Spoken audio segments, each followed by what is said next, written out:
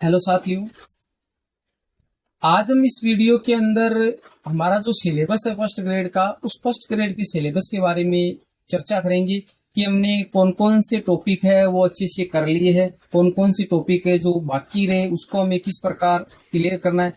क्योंकि आज 2 जून हो गई है और हमारा जो एग्ज़ाम है वो 23 जून से स्टार्ट है और ऐसी उम्मीद है, ऐसी संभावना है कि जो हमारा हिंदी का एग्ज़ाम है वो 23 जून को है। एक संभावना है एग्ज़ाम आगे भी जा सकता है, एग्ज़ाम तय समय पर भी हो सकता है, तो इसके बारे में भी हम चर्चा करेंगे। पर हमारे को अभी यही मान के चलना है कि हमारा जो एग्ज़ाम है वो 23 तारीख को। तो अगर आप नए आए हो, किसी भी एग्जाम की तैयारी कर रही हो जिसके अंदर आपकी हिंदी भाषा है, चाहे आप 3rd ग्रेड से हो, 2nd ग्रेड हो, चाहे 1st ग्रेड हो या कोई अन्य एग्जाम हो, तो आप मेरे चैनल को सब्सक्राइब कर लीजिए, नियमित मेरे चैनल से जुड़ जाइए। क्योंकि हिंदी से संबंधित प्रत्येक जो टॉपिक है वो आपको मेरे चैनल पे मिलेगा और अच्छे से मैंने उसको समझाने की कोशिश की, अच्छे से उसको बताने की कोशिश की। तो आप ज़्यादा से ज़्यादा मेरे चैनल से जुड़ जाइए। इसके लिए आपको सिर्फ सब्सक्राइब करना है, जो बगैर पैसे के फ्री में, किसी प्रकार का कोई आपको चार्ज नहीं देना है। दूसरी बात, वीडियो पसंद आती है तो इसको लाइक करें। बिना समय गंवाए हम अब शुरुआत करते हैं हमारे जो मेन जो टॉपिक है उसकी। तो देखिए, सिलेबस के अंदर हमारे जो दे रखा था, एक तो खंड फर्स्ट के अंदर दे रखा था उच्च माध्यमिक स्तर, और उच्च माध्यमिक स्तर यानी जो 12वीं तक का जो लेवल था उसके अंदर हमारे संधि, समास, उपसर्ग और प्रत्यय दे रखा था, जिसको मैंने अच्छे से करवा दिया है। ठीक है, आपने अच्छे से पढ़ा भी होगा, अच्छे से आपने देखा भी होगा। दूसरी बात, पर्यायवाची शब्द, विलोम शब्द, समश्रुति, भिन्नार्थक शब्द, अनेकार्थी शब्द, वाक्यांश के लिए सार्थक शब्द, और ये जो दे रखे थे, ये चीजें ऐसी है कि इसको हम ना तो फिक्स कर सकते हैं कि जो मैंने बताया वही आएगा एग्जाम में, और ना ही पूरी चीजें को हम अच्छे से इस पे करवा सकते हैं। क्योंकि जितना हम करवाएंगे फालतू का टाइम खराब होता है। तो गाइड में जैसा दे रखा है, क्योंकि जैसे यूट्यूब पे मैं पढ़ा था तो आपका जैसे आधा घंटा खराब होता और आधे घंटे के अंदर में आपको 20 या 25 ही पर्यायवाची शब्द है वो बता सकता है। तो वही चीजें हैं जो आप आधे घंटे के अंदर 200 पर्यायवाची शब्द है वो पढ़ सकते हो। तो आपको खुद को याद करना है, तो इसलिए मैंने इन टॉपिकों को नहीं करवाया। क्योंकि सीधा जिस प्रकार गाइड में या किसी किताब में दे रखा वैसा का वैसा आपको सीधा पढ़ना होता है, तो आप उसको अच्छे से खुद पढ़ लीजिए।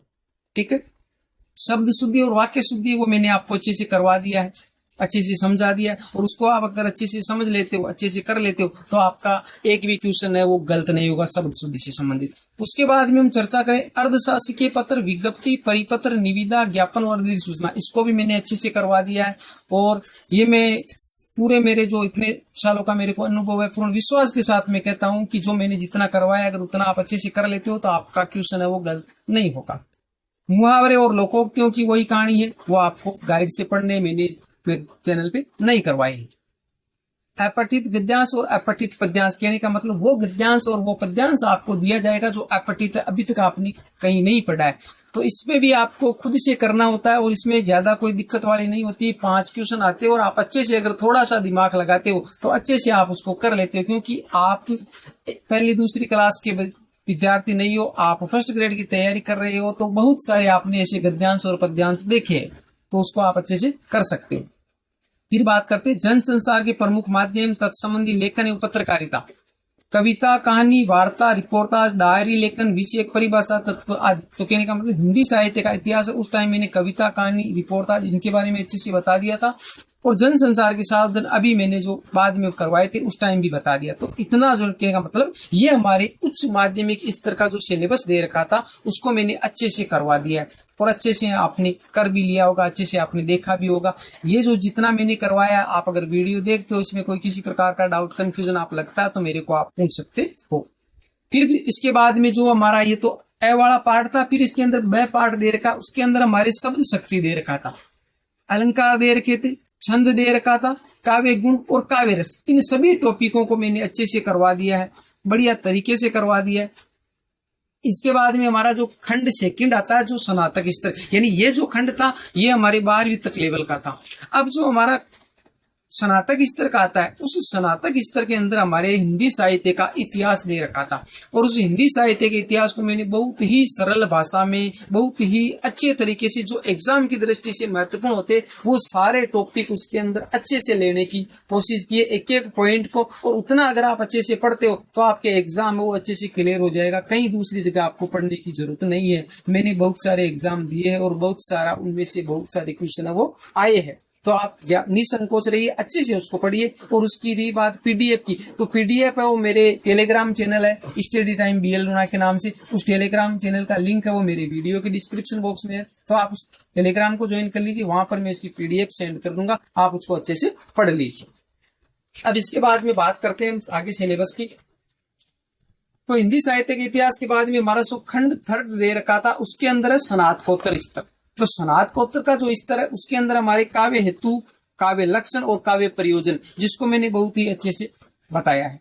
रस निष्पत्ति, साधारणीकरण, ध्वनि सिद्धांत और वक्रोक्त सिद्धांत, इसको भी मैंने अच्छे से करवा दिया। अरस्तु का अनुकरण सिद्धांत, लोजाइन्स का उदात्त सिद्धांत और मनोविश्लेषणवाद, ये भी मैंने अच्छे से करवा दिया।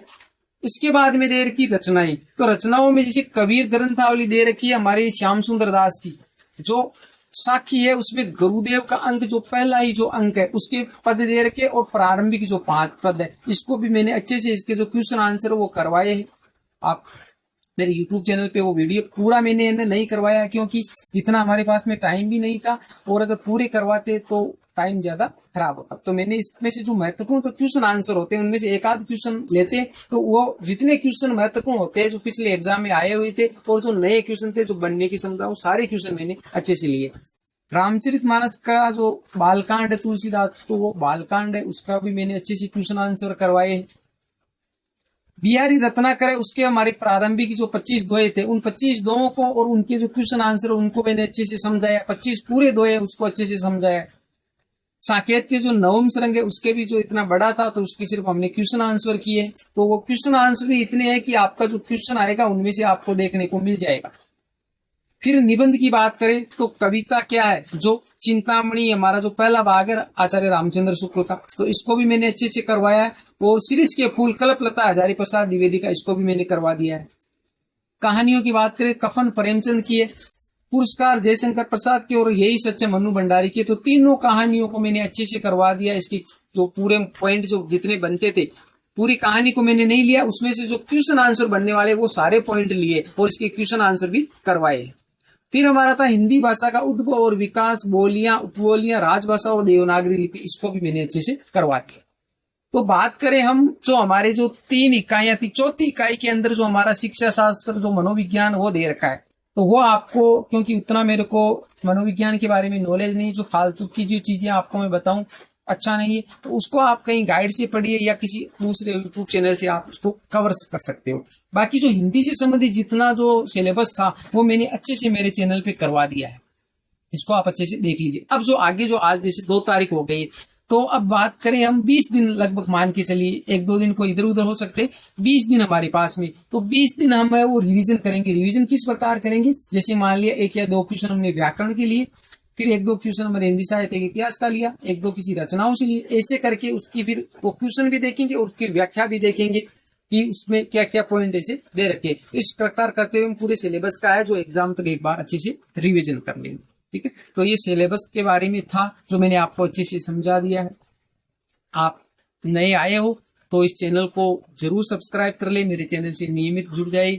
आगे भी हम जो फर्स्ट ग्रेड का एग्जाम हो गया, तो हिंदी के आगे जो सेकंड ग्रेड है, थर्ड ग्रेड है, वो जो अन्य एग्जाम है, जैसे हमारे इसमें कांस्टेबल है, वीडियो है, पटवार है, बहुत सारे 4th ग्रेड है, उसमें भी हमारे हिंदी का सिलेबस दे रखा, तो उसको भी हम अच्छे से कवर करने की कोशिश करेंगे, अच्छे से उसको समझेंगे। तो आगे नियमित आप इसमें हिंदी से संबंधित आपको वीडियो वो मिलते रहेंगे। तो वीडियो पसंद आई है तो इसको लाइक करिए, अपने दोस्तों के साथ में भी शेयर कीजिए। मिलती है अगली वीडियो में, तब तक के लिए जय भीम, जय भारत।